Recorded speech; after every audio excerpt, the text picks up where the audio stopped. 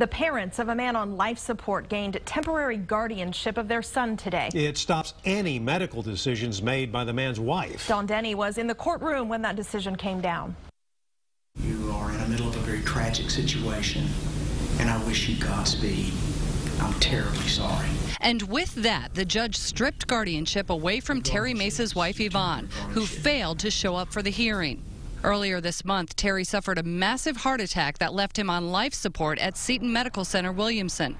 But on March 22nd, Yvonne ordered doctors to remove his feeding tube and ventilator, a decision friend Rudy Salinas strongly disagreed with. We're disgusted with the decision only because it was 2 weeks he had been in the hospital, and no one gave him a chance, especially the woman he was married to for 20-plus years. You would think 3 children and a marriage would give you some inclination of care for the man. Friends say Terry worked as a defense contractor at Fort Hood. When the heart attack struck, Terry and Yvonne were going through a bitter divorce.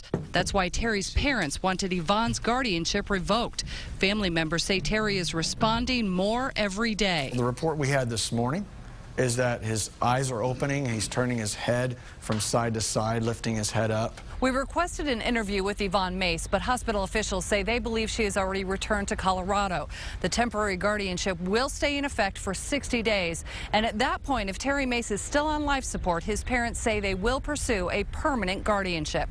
Reporting from Round Rock, I'm Don Denny, KXAN News. You might be surprised to learn a heart attack can lead to a vegetative state like in Mace's case, but researchers say 80% of cardiac arrests can lead to a coma that can last for days, weeks, even longer. It all depends on how long it takes for doctors to respond. And Texas law does allow for what's called an advanced directive, so you can write out your own wishes. The form is only 3 pages long and much easier to fill out than you might think. We have posted a link to it with this story on KXAN.com. Obviously, end-of-life decisions are incredibly emotional and difficult. But the truth is, life support can cost a lot of money. Researchers at The Ohio State University found it can cost at least $1,500 a day for mechanical respiration in an intensive care unit.